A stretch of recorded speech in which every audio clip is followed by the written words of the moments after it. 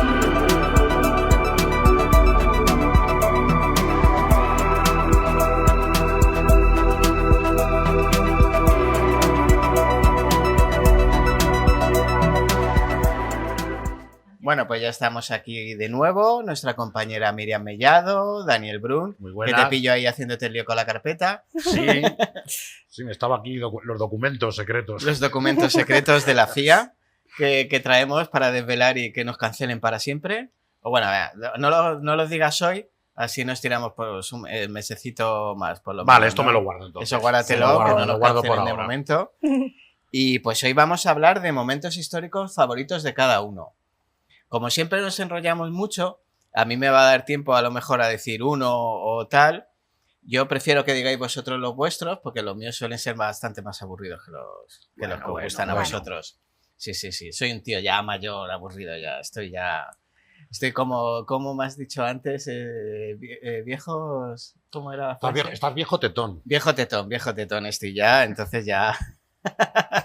Me ha gustado ese término, me lo voy a quedar, ¿eh? Pues nada, adóptalo con toda la tranquilidad. Viejo Madre tetón. mía. Pues vamos a empezar. Este viejo tetón te pregunta, Miriam, ¿me traes hibridación de Neandertal y Sapiens? Momentazo, ¿eh? A ver, yo por mí, desde que existieron los neandertales, para mí todo eso es mi momento favorito, ¿vale? Pero bueno, por quedarme con algo de ellos y no abarcar tanto tiempo, la hibridación con Sapiens, eso es lo que más me fascina a mí. Ver cómo... Me fascina el momento de hibridación, pero me fascina más el momento que descubrieron que nos habíamos hibridado hace poco. Sí, porque hace relativamente poco, sí. Fue hace poco el proyecto de Svante Pavo de genoma neandertal. Han conseguido un genoma neandertal completo y se ha podido ver, ¿no? Esos genes neandertales en nosotros, en los humanos modernos actuales fuera de África, o sea, euroasiáticos, ¿no? La gente africana no tiene esos genes, ¿no? Entonces, pues ahí ya se puede hacer un rastreo de hasta dónde llegaron los neandertales. Pero bueno, es mi momento favorito porque la hibridación entre Homo sapiens y los neandertales para mí deja una pregunta que es ¿hasta qué punto de diferente era la especie? Éramos dos especies, si te puedes reproducir con esa especie y salir nosotros, que somos la mezcla de ellos, ¿no? No existen neandertales puros, pero tampoco existen sapiens puros. Claro. Entonces, a mí lo que me hace pensar, y sabes que soy experta, ¿no?, en neandertales, sabéis que es mi mundo, a mí la pregunta esa me viene a la cabeza. ¿Son dos especies humanas distintas o son dos variantes de una misma especie humana, ¿no?, que sabemos que viene ambas de Heidelbergensis, un homínido anterior? Entonces, los neandertales en sí da para cuestionarse muchas cosas, pero es que yo creo que la hibridación es muy especial porque tener genes neandertales en nosotros nos ha provocado una serie de características físicas o inmunológicas o metabólicas distintas a lo que hubiera sido Sapiens sin neandertal. Entonces, por eso a mí me fascina. Claro, porque yo recuerdo cuando yo estudié esto, muchos años, no existía ni internet, no te cuento más. Claro que se dudaba incluso de que se hubiera llegado a convivir Ya no te digo a mezclarse, a procrear. Ujú. Yo me resulta muy curioso el decir, ¿cómo definen una línea, ¿no? De estos existieron, luego vinieron estos, luego estos, y que no cohabitaron, no existieron juntos, no convivieron. Y me pareció una cosa súper extraña, ¿no? Al final no había una diferencia física tan grande, ¿no? Entre unos y otros. Es que no No, me atrevo a llamarlo especie. yo Diferenciarlo como especie. normalmente pues siempre decimos la especie, ¿no? Las dos especies se hibridaron, pero es que es verdad que llega un momento en el que dices, jopes, ya no sé si llamarlo dos especies. Es que entonces nosotros tendríamos que ser una tercera especie. Claro. Tendríamos que ser, que de hecho se está debatiendo, ¿no? Se debate en este mundo de neandertales si tendríamos que llamarnos nosotros Homo sapiens neanderthalensis o neanderthalensis Claro. sapiens. Porque, claro, nosotros ya no somos los sapiens puros que habitaron África y que llegaron a Europa, ¿no? Entonces, es verdad que la literatura, bueno, por lo menos como se ha ido enseñando a la gente a lo largo de la historia, el tema de la evolución se ha visto muy lineal, y no solo los neandertales, sino otros homínidos, otras especies, ¿no? De la familia de los Homo a la que pertenecemos nosotros, se puede ver que era un proceso muy complicado, eso para empezar, pero además, ¿no? Más visto como un árbol genealógico, no tanto como una línea, ¿no? Claro. Entonces, el problema que tienen los neandertales es que sus investigaciones, digamos que son recientes. De hecho, desde que yo empecé a estudiarlos, que no hace tanto, ahora las investigaciones han arrojado unas cosas que te cambian por completo todo el panorama. Entonces, son bastante recientes. Los neandertales sorprenden a la gente sobre todo porque cuanto más se les estudia, más cerca de nosotros están. Entonces es una cosa que a la gente le choca mucho. Sí, porque teníamos entendido que eran como mucho más atrasados que el Homo sapiens. Sí, y no era así. Ellos tenían, físicamente eran más robustos, ¿vale? Eran un poco más bajitos, más robustos, más atléticos que nosotros, pero realmente los rasgos neandertales existen en la gente hoy en día. De hecho, hay mucha gente por la calle que tienen todos los rasgos de un neandertal. Tú pones un neandertal y una persona que tenga esos rasgos, no se diferencian. ¿Cómo son esos rasgos, por curiosidad? Pues normalmente suelen ser rasgos faciales, suelen ser con una frente marcada, unas cejas, ¿no? Este huesecito de la ceja que es un poquito más para afuera, una nariz un poquito más ancha, una carita más ensanchada. Vamos, que me estás describiendo a mí. Que me estás describiendo, me estás escuchando y digo, bueno. Sí, digamos que podrías tener tú más un parecido neandertal, no como Robert, que es mucho más sapiens. No hace falta sapiens. ni la imagen ahí, ya me pongo yo de pie. Sí, a ver, los hay peores, ¿eh? Los hay mucho peores. Hay gente que tiene mucho más gen neandertal que tú. Me quedo más tranquilo. Sí, sí. Hombre, que no siempre... A ver, yo no lo veo como malo. O sea, yo ver a alguien que tiene muchas características neandertales o que dentro de su ADN tiene mucho gen neandertal, y no tiene por qué ser malo, ¿eh? Al contrario. Y eso de que eran más atrasados, como has dicho tú, pues cada vez se está viendo... Claro, es que eso es lo que nos enseñaban. Entonces la historia te demuestra que no, los hallazgos te demuestran que estábamos muy cerca. Muy cerca, sí. De ahí la pregunta, ¿por qué desaparecieron ellos, no nosotros, cuando eran parecidos a nosotros, ¿no? Hay muchas explicaciones de por qué desaparecieron los neandertales, muchas, eso da para un programa entero solo. Sí. Pero digamos que no es porque fueran inferiores ni peores, ni que nosotros fuéramos mejores, ni se responde solo también a conflictos violentos, habría de todo.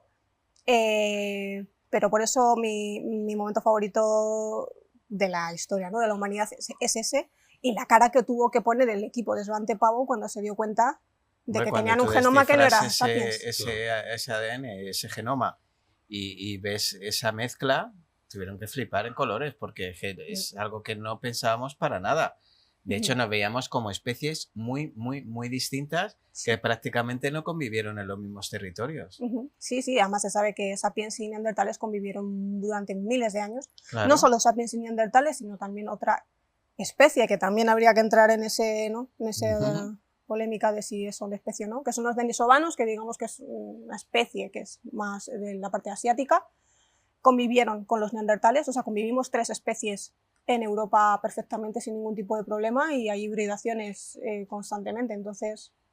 Claro, porque sabemos que la vida vino de África, Ujú. eso ya se da por, bueno, a no ser que haya otros descubrimientos posteriores, claro, pero lo que tenemos hasta hoy, entonces digamos que lo que poblaba Europa eran neandertales en aquella época, cuando la migración, digamos, de, vamos a llamarla de alguna manera, de África a Europa. Sí, hay varias salidas de África a Europa, ¿no? Hay varios momentos de salida, ¿no? Por ejemplo, Erectus cuando sale, ¿no? Y que pues cuando sale se le puede... Tienes más denominaciones, no solo como Erectus. Pero sí, en el momento en el que Sapiens sale y se encuentra con denisovanos y neandertales, digamos que el homínido, ¿no? El que predominaba en Europa y en Asia eran los neandertales. Entonces, yo me imagino que además fue un encuentro curioso, ¿no? Porque los neandertales eran bastante más pálidos de piel, se cree que podrían ser de un tono de pelo más claro, ojos más claros, y los sapiens eran todo lo contrario, ¿no? Eran Claro, prototipo africano, claro, ¿no? la climatología al final influye Exacto. en las pieles y todo eso. Y eso, esto ya es una cosa que te digo yo, que a lo mejor es una chorrada, pero es una cosa que a mí siempre me ha impactado. Ese tipo de mezclas pueden dar respuestas a lo que llaman como el eslabón perdido, de cuando nos volvimos más inteligentes, etcétera, etcétera, o no tiene nada que ver. Digamos, no hay un momento en que digamos que de repente el hombre se volvió más inteligente. ¿Y por qué? A ver, la capacidad cognitiva, que es como se mide la inteligencia en los seres humanos, de neandertales y sapiens es prácticamente la misma. Y si me apuras, incluso Heidelbergensis lejos, que es el anterior a nosotros y a neandertales, no se queda tampoco tan lejos. No, simplemente la capacidad cognitiva fue aumentando según va evolucionando el homínido y va manejando más herramientas, va cambiando también su dieta. Ya sabemos que el estómago sí, es súper importante. Cambia también la organización del cerebro. Entonces, según vamos avanzando en nuestra propia historia, en nuestro propio ambiente, pues vamos mejorando las capacidades cognitivas, pero no tiene nada que ver que haya un gen que diga específicamente neandertales y sapiens tienen este gen que es el de la inteligencia. Eso no. O sea, que no todavía digamos que es un misterio o simplemente causas de la evolución. Son causas de la evolución. Hasta que no tengamos pruebas de otra cosa, volvemos a lo de siempre. Tenemos pruebas de que son causas de la evolución. Claro. Por eso es causa de la evolución. Claro, volvemos a lo de siempre. Están las mitologías y las religiones que nos mezclamos con otras razas superiores, etcétera, que venían de otras partes del universo, etcétera, etcétera. Que eso lo hemos escuchado todos, que además es denominador común en todas las religiones, esos seres gigantes, etcétera. Que a mí me flipa que en todas las religiones de todas las zonas del mundo que no tienen por qué coincidir en el tiempo hablen de eso, es una cosa que me alucina. Pero, hombre, sí, es más al final selección natural y evolución, seguramente. Selección natural, evolución y es lo que comentabas ahora es muy interesante ver cómo todos los seres humanos, ¿no?, del planeta generan prácticamente las mismas respuestas, ¿no? Y crean A mí es que es una cosa que me parece alucinante. Porque, claro, hablamos de civilizaciones que no tienen por qué haberse encontrado en ningún momento. O que no hay pruebas de que se hayan encontrado en ningún momento. Y que coincidamos en tantos puntos mitológicos me parece una cosa alucinante. Sí. Eso sí que es un misteriazo. En fin, son los extraterrestres. Sí, como siempre. Cuando no sepamos qué es, los extraterrestres. Siempre, Y ya está. En fin. Daniel, ¿por dónde quieres empezar? Pues mira, yo en momentos históricos no quiero decirte mi favorito, porque sonaría un poquillo macabro. Sí, ¿no? es que suena favorito macabro, pero bueno, vamos que a decir, resultan más interesantes. Uno que me llama la atención, ¿vale? Es la erupción del Krakatoa. La erupción del Krakatoa nos tenemos que trasladar al 27 de agosto de 1883. Nos tenemos que situar entre Java y Sumatra, en Indonesia, y tenemos la mayor explosión conocida de un volcán, con cifras que la verdad es que son un tanto espeluznantes. Estamos hablando de 200 megatones de TNT, que esto traducido serían unas 13.000 veces la bomba de Hiroshima.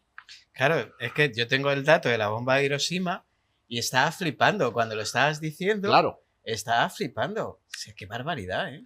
Estamos hablando de... Se escuchó la erupción a 4.000 y pico, 4.800 kilómetros para ser más exactos, que se escuchan en Australia Occidental y en las islas Rodríguez del Océano Índico. Qué barbaridad. Estamos hablando de 4.800 kilómetros.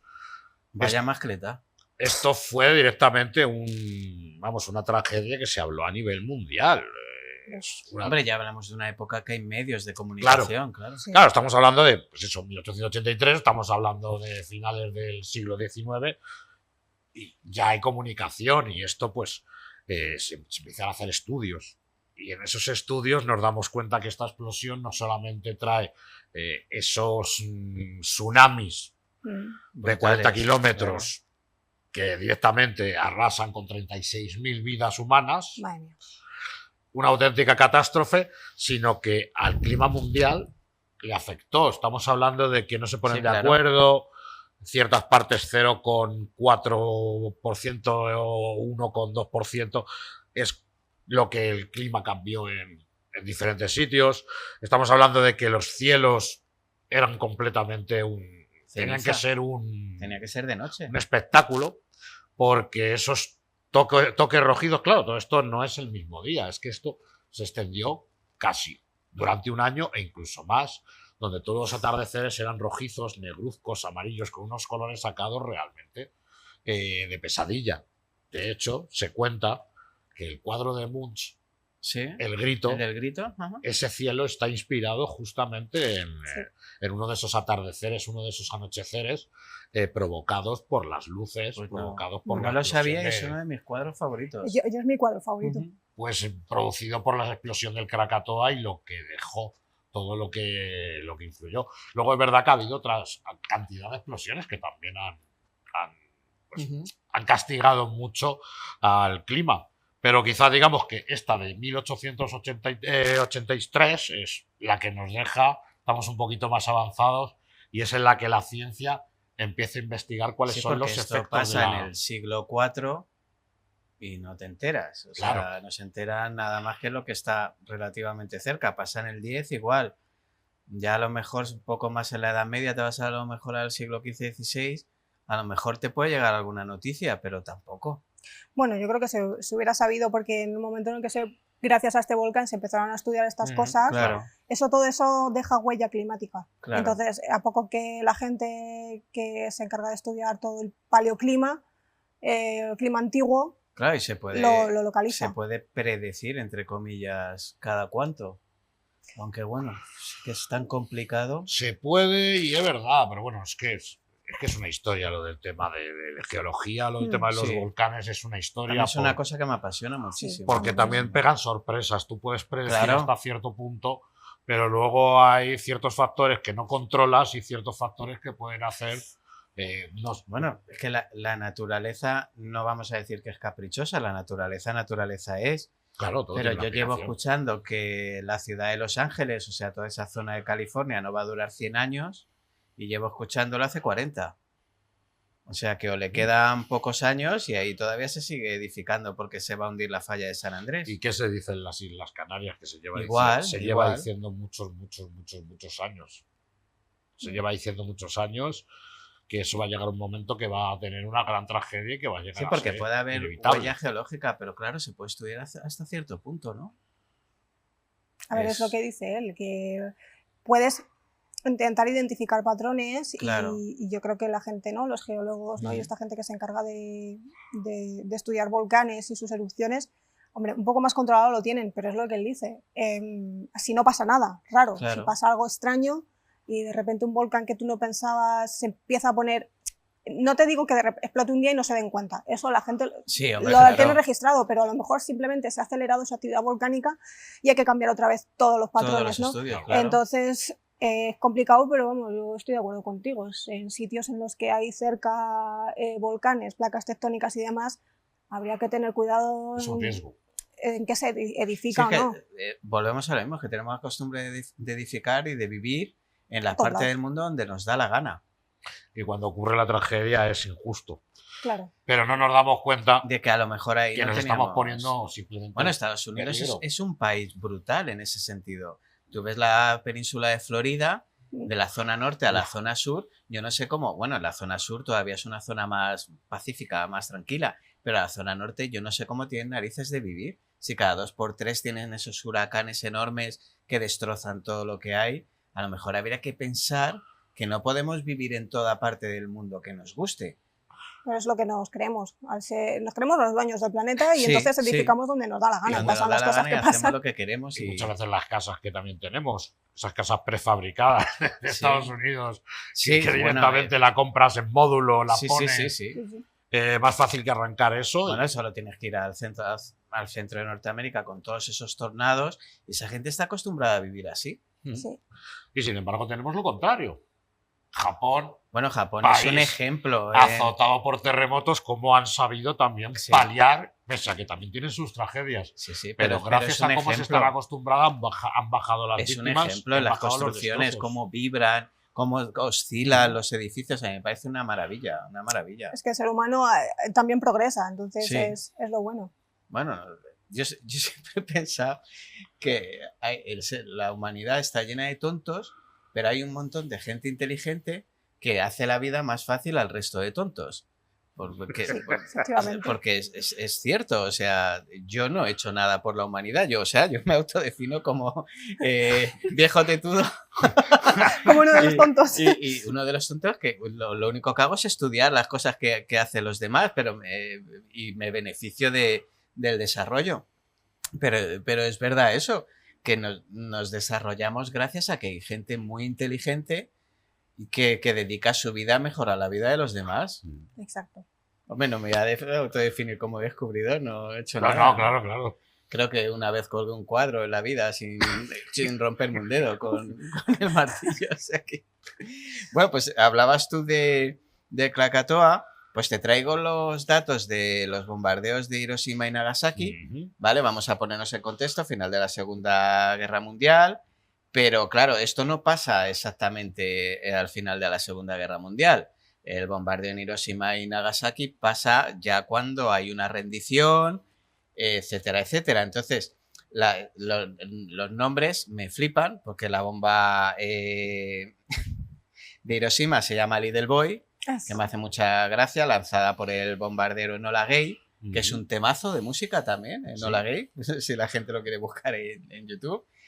Pues la explosión son 16 kilotones, que es más o menos la mitad que el Krakatoa, más o menos, ¿no? Porque yo lo tengo en kilos y tú lo tienes en... Yo lo tengo en megatones, que son 200 megatones. Sí, pues no sé si será la mitad. Pero bueno, no soy de letras, lo siento. Pero bueno. Pues pero sonó gordo, sonó petardo gordo. Y la de Fat Man, que es la de Nagasaki, tenía una potencia de 21, ¿vale? El 6 de agosto de 1945, si no tengo mal los datos, ¿vale? Pues, ¿cuántas víctimas has dicho el Krakatoa? 36.000. Las bombas de Hiroshima y Nagasaki, 250.000 víctimas. 250.000 víctimas. Hablamos de, no sé, algo sin precedentes. O sea, es el momento bélico que más víctimas, por encima de todas las catástrofes naturales, que más víctimas que hemos tenido, que más víctimas ha ocasionado. O sea, y luego las secuelas durante años después, enfermedades, etcétera. Ya no te hablo de los daños materiales, que fueron brutales, etcétera, etcétera. Y ahí vamos a una pregunta que yo os voy a hacer, ¿vale? Hablamos de finales de la Segunda Guerra Mundial, los aliados ya han ganado la guerra, la Unión Soviética ya ha tomado Berlín, Hitler ya se ha suicidado, presuntamente, porque eso es otro tema que deberíamos hablar algún día, etcétera, etcétera. Entonces, pues llega, lo hemos hablado en un programa anterior, las conversaciones de Yalta. Yalta van las tres potencias grandotas que había. Inglaterra, la Unión Soviética y Estados Unidos se reúnen ahí. Ha muerto hace poco, nunca me acuerdo del nombre del presidente de los Estados Unidos que estaba al final de la guerra. Truman.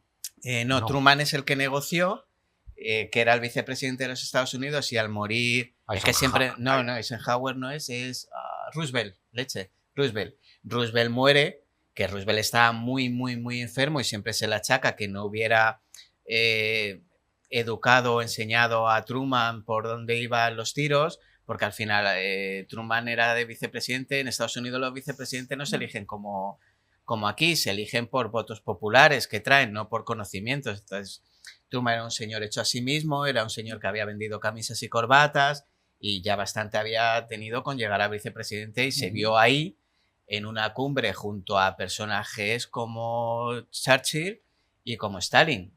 Pues, que imaginaos sentarte a una mesa con Churchill y Stalin en la misma mesa siendo tú quien eras ante esos dos monstruos. Entonces pues le intentaron, sobre todo Stalin le intentó temer para la repartición de Europa, porque luego se hizo una cosa muy cruel con Europa, esa repartición de esa Alemania, etcétera, y toda la construcción de la Europa posterior viene de esa época. Pero vamos, para no aburrir a la gente, se sentaron a repartirse el pastel de la Segunda Guerra Mundial esos tres.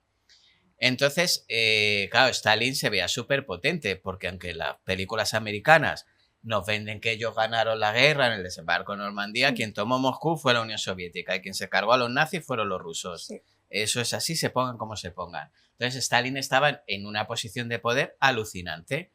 Entonces, hubo en una reunión donde, a ver, espías rusos había en Estados Unidos, todo lo que quisieras y más, y pues se vendió que Estados Unidos ya tenía la bomba nuclear. Que un día podíamos hablar de lo que pensaba Albert Einstein del proyecto Manhattan y de la bomba nuclear.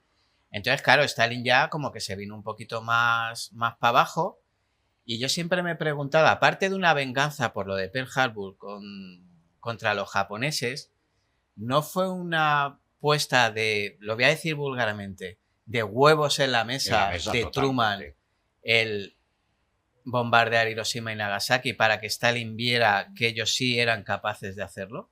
Totalmente. Totalmente. Además dice un poco la leyenda negra incluso que cuando Hirohito, el emperador, iba a firmar la paz claro, es que es en eso. la Casa Blanca, es en el momento que se lanza la bomba, que se hace que se retrase a posta esa firma de paz, de tratado de paz, para lanzar la bomba atómica. Se dice mucha leyenda negra. No, es que no sabían lo que estaban haciendo. Bueno, esas pruebas en el desierto creo que dejaban bien claro. Hombre, el proyecto Manhattan se sabía para lo que era. Por supuesto.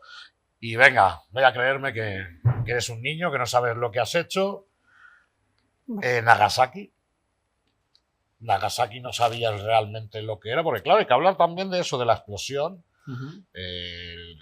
A corto plazo, a medio plazo y a largo plazo las víctimas. Las peores horas para mirar una explosión atómica son las primeras 48 horas, porque los isótopos quedan en la atmósfera y entonces viene lo que es la famosa lluvia negra. Mató a muchísima gente esa lluvia negra. Es una lluvia radiactiva. Era lluvia completamente radiactiva y fue la que mató a mucha gente.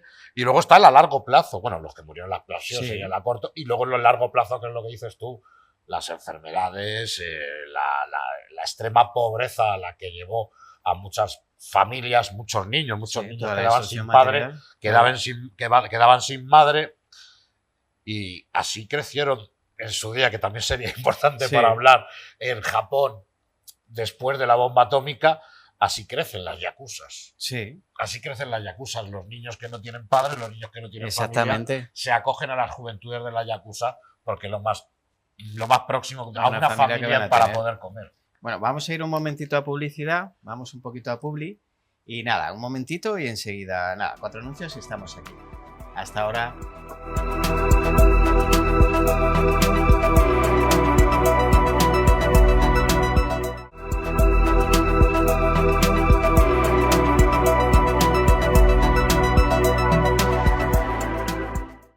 Bueno, pues ya estamos aquí. Han visto que nada, eran unos poquitos anuncios y vamos a ir con otro tema más agradable. Miriam, el descubrimiento de Altamira. Algo más bonito y más agradable. El descubrimiento de Altamira, hombre, más bonito que el descubrimiento de Altamira. Claro. Pocos momentos. A ver, me encanta el descubrimiento de Altamira por lo que es Altamira, pero me encanta porque es la primera vez que la comunidad científica entona un mea culpa como hizo Cartailac, ¿no? Que ahora comentaremos un poco. Pero bueno, el descubrimiento de Altamira, bueno, la cueva ya estaba descubierta hace, bueno, unos cuantos años antes, pero fue Marcelino Sánchez Autuola y su hija, que dando una vuelta por allí, pues la niña se metió, ¿no?, por la cueva y fue la que vio el techo de los bisontes y le dijo a su padre: papá, mira, bisontes, ¿no? Y a partir de ahí pues empieza toda el descubrimiento de Altamira. Es bonito porque Altamira es precioso, todo lo que es Altamira, el sitio es precioso, la cueva es muy bonita, pero a la vez es tan triste la historia porque el pobre Marcelino luchó con todo lo que pudo para que se le reconociera el descubrimiento y no hubo manera. Y incluso se le llegó a acusar de haberlo hecho él, ¿no? O bueno, de haber falsificado las pinturas que no eran reales, ¿no? Fue cuando ya murió el pobre, años mucho después, que se le reconoció el descubrimiento de Altamira, la autenticidad de las pinturas, y uno de los científicos que se arrepintió de haber machacado a Sautula fue Cartailac, ¿no? Que fue cuando entonó ese famoso, ¿no? Con ese famoso título, el mea culpa de un escéptico. Y luego ya años después pues se hizo patrimonio, ¿no? De la humanidad.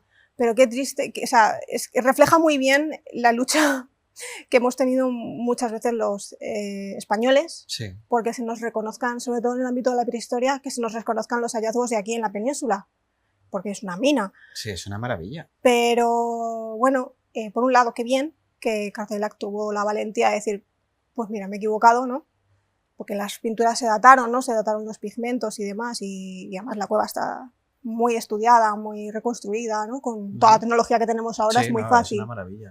Pero qué triste, ¿no? Que Marcelino murió sin saber que se le dio esa importancia, ¿no? Entonces, es un poco una historia agridulce, es bonito porque descubres Altamira, que es uno de los yacimientos más importantes que tenemos en España y en Europa. Es en el mundo. Sí. O sea, en el mundo. Pero qué triste como este pobre señor luchó porque se le reconociera algo tan sencillo como encontrar unas pinturas, ¿no? Y bueno, pues finalmente murió sin saberlo. Y ahora no se pueden visitar, creo que estaban cerradas y hay como una recreación, ¿no? Sí, la neocueva. Hay una reconstrucción a escala real de la cueva, está muy bien hecha, pero la cueva no se puede visitar porque se está deteriorando mucho. Es una cueva pequeñita y digamos que el espacio es limitado y pues nosotros mismos, ya solo con esta presencia humana, deterioramos los pigmentos. Entonces, claro, porque más o menos ¿de qué épocas está datado? Las cuevas de Altamira, las pinturas están datadas unos 36.000 años más o menos, de entre 36.000 y 13.000,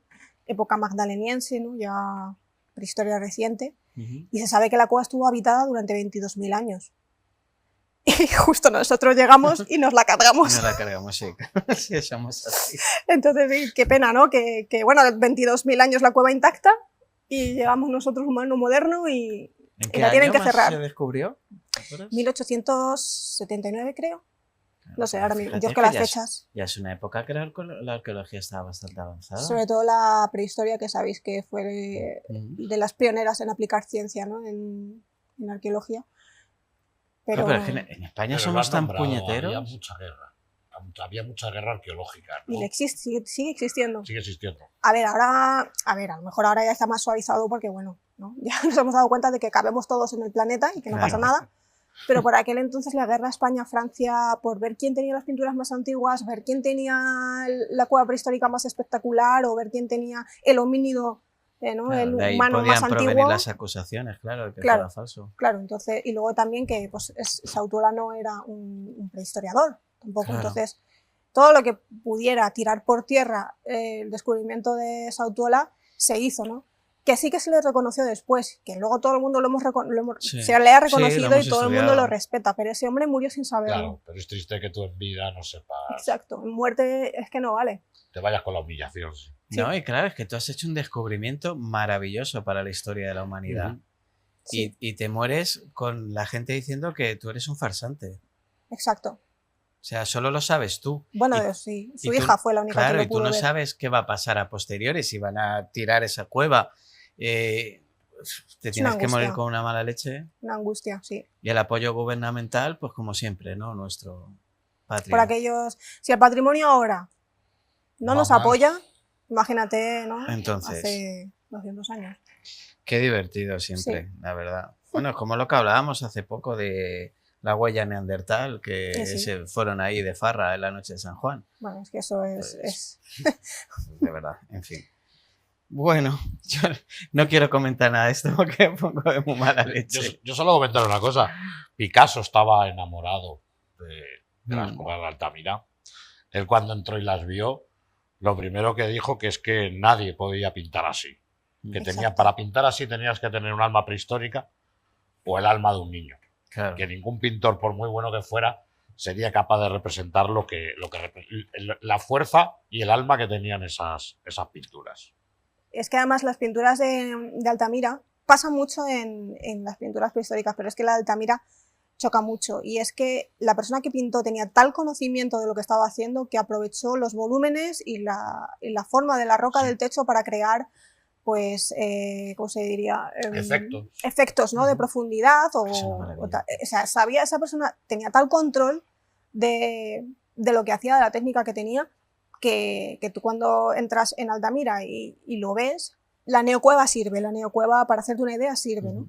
Entras y dices, madre mía, pero ¿cómo puede ser? O sea, si ya, como dijo Picasso, si ya pintar en un cuadro o lo que sea es complicado, en la roca, con tanta perfección y sabiendo utilizar todos los contornos y todo, crear efectos de profundidad, es increíble. ¿Y tú podrías entrar o ya no puede entrar nadie? Ya no puede entrar nadie, creo. Antes creo que sí que podías como pedir cita y te dejaban en una lista de espera y luego como que metían pequeños grupos de personas. Ahora creo que eso ya ni siquiera existe. Yo hace años cuando fui ya no dejaban. ¿Pero tú has ido? Pues has tenido suerte. No, pero no llegué a entrar, no me dejaron entrar.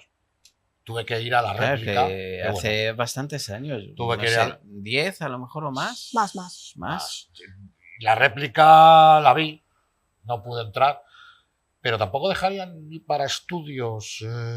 Me imagino que para estudios, sí, para estudios de conservación a expertos sí que dejan entrar. Pero claro, tienes que tener la excusa, ¿no? Tienes que tener la justificación. Y vengo a verlo. No, claro. O sea, yo, vengo por ejemplo, de enigmas de la historia a verlo. Claro, yo diciendo, hola, sí, mira, soy arqueóloga colegiada. No, tengo que tener una justificación, un proyecto específico de Altamira para poder entrar. Un proyecto aprobado. Claro. Vaya tela. Creo que incluso a algún programa de televisión, creo que sí se las dejó entrar a...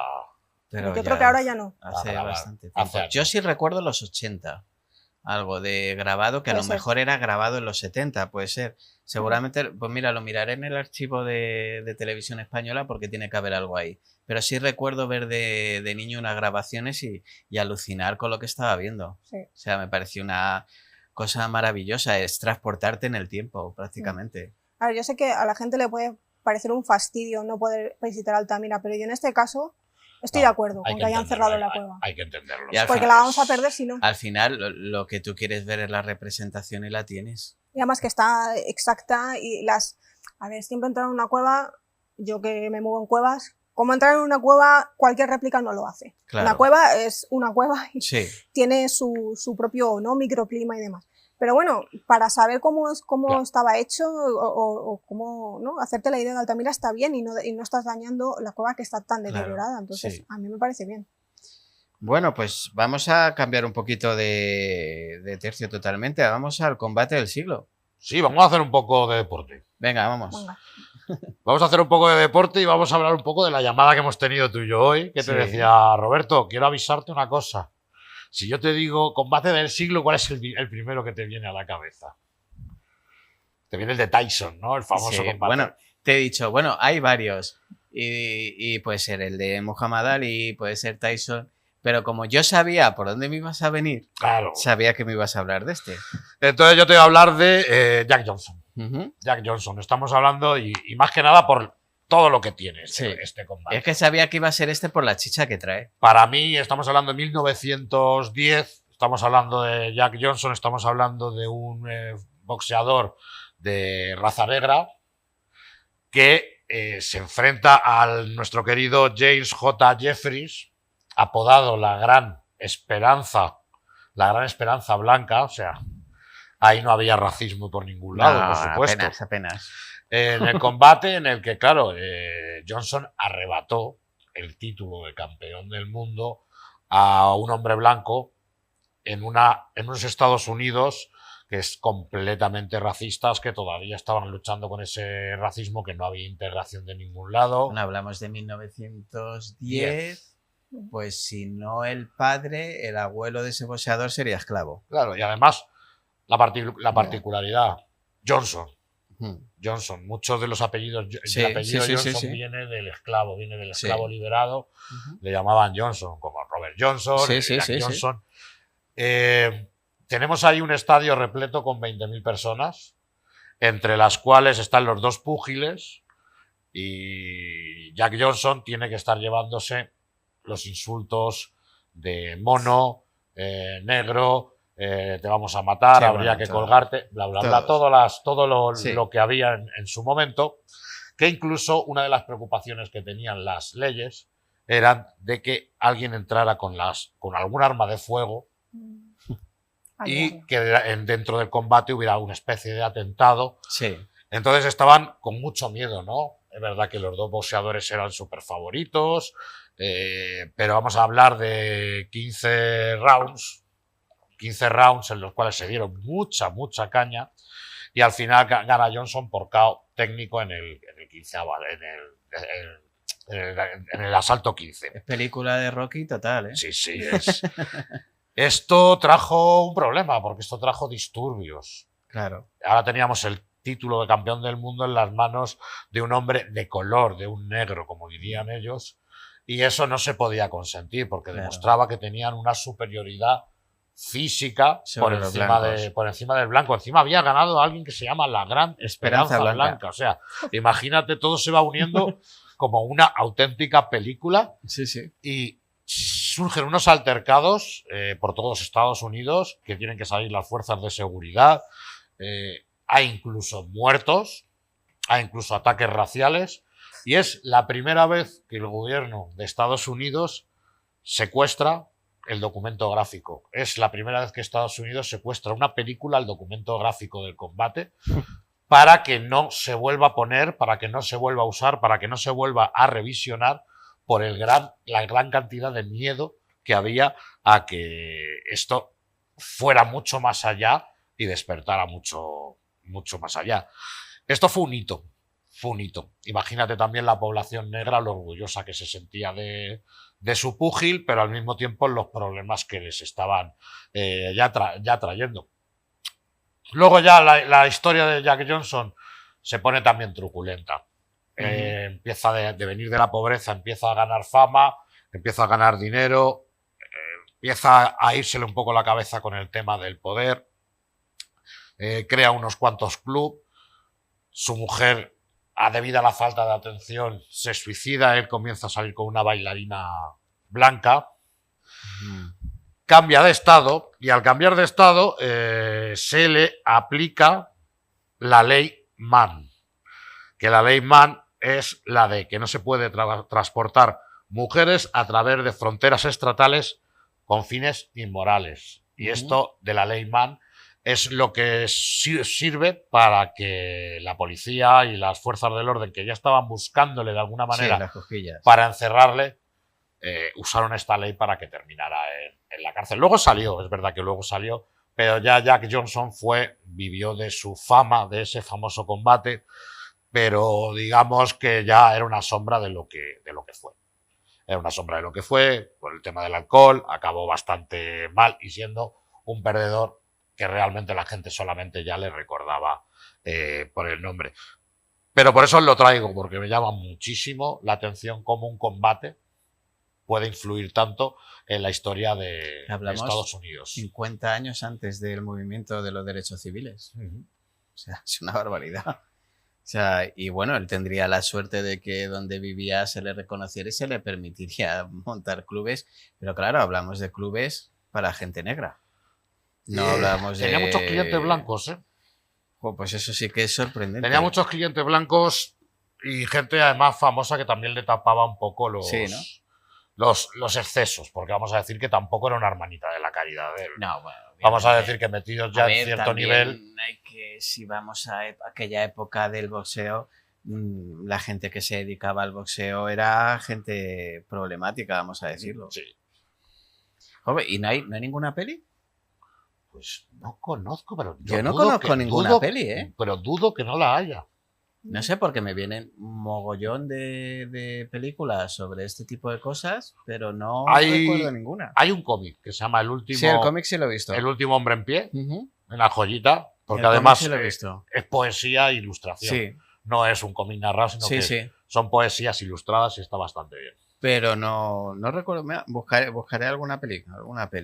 a mí la historia que has contado de Johnson, o sea, quiero decir, no está tan lejos, es que está ocurriendo ahora también otra vez. En el fútbol, por ejemplo, hay muchísimos insultos parecidos a los que recita Johnson. Los insultos raciales. Los insultos racistas a jugadores negros lo estamos volviendo a vivir. A ver, es que el deporte genera. Ir a un estadio de fútbol es tener vergüenza ajena.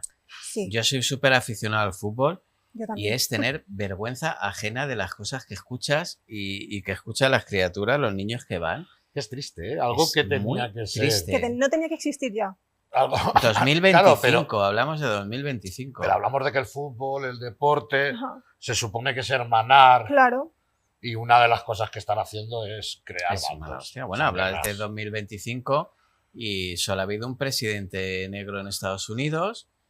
En Europa es impensable un presidente negro en ¿cuántos años? ¿50 a los próximos 50? O sea, si tenemos, hablas de fútbol, tenemos casos de jugadores de la selección española a las que se les critican y no se dice que son españoles porque son de otro color. Exacto. Como somos tan puros de raza los españoles. Claro, es que la cosa. Todo este tipo de mensaje de odio hacia otro tipo de color de piel, otras culturas y demás, lo que esconde abajo siempre es ignorancia y miedo. Entonces, es triste que siglo XXI, siglo XXI, 2025 esté pasando esto. Es que, o sea, yo muchas veces cuando veo las noticias y veo que han insultado al jugador X porque es negro, digo, a ver, yo he hecho un viaje en el tiempo y no me he dado cuenta, he venido unos siglos para atrás o qué. Es que es de vergüenza. Es muy triste. Bueno, pues mira, vamos a hablar de... Os traigo yo otro temita interesante y polémico a lo que hablamos.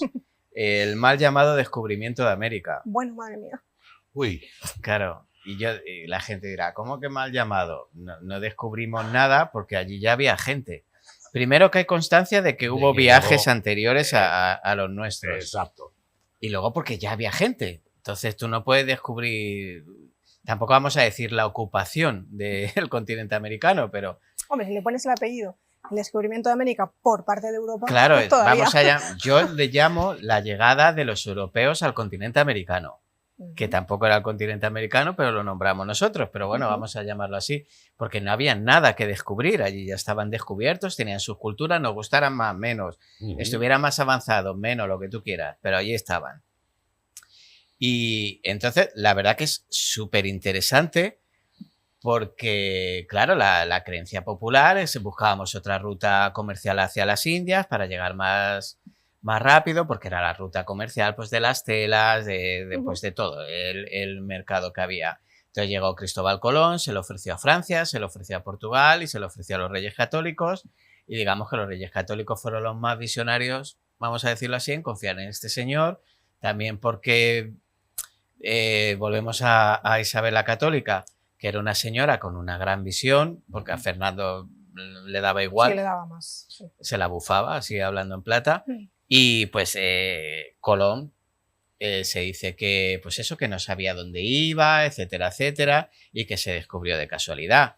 Hay estudios que dicen que Cristóbal Colón sabía perfectamente a dónde iba y que no sabía perfectamente que iba a otro continente, que no era ni ruta a las Indias ni nada, pero que sabía por ciertos chivatazos, vamos a decirlo, tal, que los habitantes del norte de Europa ya habían llegado y que había riquezas, y etcétera, etcétera, etcétera. No vamos a entrar en si hubo expolio o no hay expolio. En todas las conquistas hay expolios, claro. En todas, no hay ninguna que no. La diferencia, no voy a defender España, que ni existía, porque España no existía. Volvemos a lo mismo, España no descubrió América, Castilla llegó a América. Entonces, lo que sí puedo defender es que fueron ciudadanos castellanos, no se hizo lo de Norteamérica. Yo cuando escucho el latino decir ojalá no se hubieran descubierto los ingleses, digo, tú estarías en una reserva o como mucho te llamarías Michael.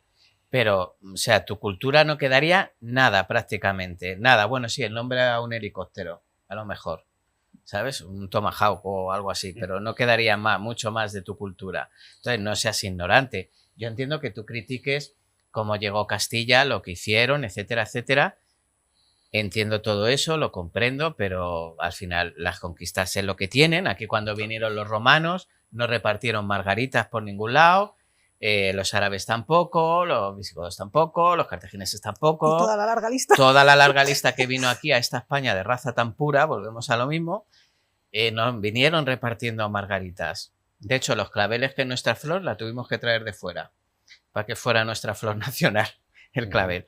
Entonces, a mí me parece, para la historia de la humanidad, un momento súper importante, que no digo bueno, porque las conquistas romanas tampoco fueron buenas, el nazismo tampoco Exacto. fue bueno, pero para definir un momento histórico como importante es un momento de cambios mundiales. Y la llegada, el descubrimiento, la llegada de los europeos a América cambió el panorama mundial hacia lo que luego fue y lo que nosotros conocemos.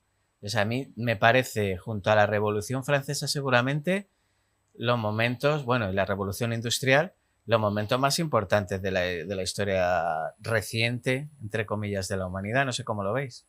Por eso se utiliza también el descubrimiento de América como hito, ¿no? Que ya estamos dejando atrás la Edad Media, ya estamos Claro. metiéndonos en otra época, pero sí es verdad que a mí siempre es verdad que, a ver, digo lo que tú, cuando una civilización, la que sea, se expande hacia otras tierras, hay todo tipo de contactos. Claro. Puede haberlos violentos, puede haberlos no violentos, puede haberlo de pactos, puede haberlo de todo tipo. Claro. De todo tipo que haya de ser humano, así va a haber tipos de encuentros. Pero sí es verdad que, por ejemplo, Somos Isabel, así. volviendo a ella, que había muchas cosas mal, pero una de las cosas que hizo bien es que cuando Colón, bueno, los barcos trajeron a esas personas capturadas para ser tratadas como esclavas aquí, ella los liberó. Y les dio lugar de vivir, por ejemplo, en Canarias y demás, que era un clima parecido al de ellos. Entonces, fueron la primera vez que se trataron otras culturas que no eran europeas como humanos, porque no se les trataba como humanos. Y eran ciudadanos de Castilla. Exacto. Claro, eran ciudadanos de Castilla.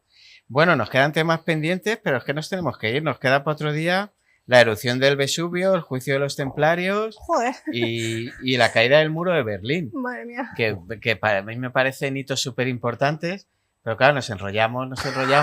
Sí, es que nos gusta hablar. Nos gusta charlar sobre estos temas y nada, pues los dejaremos para más adelante. Y nada, pues despedimos a nuestros compañeros, a ustedes decirles que muchísimas gracias por estar con nosotros una semana más. Esperamos no haber herido susceptibilidades, o sí, no lo sabemos, pero les queremos mucho igualmente. Así que nada, muy prontito, una semanita y volvemos con más enigmas de la historia. Muchísimas gracias.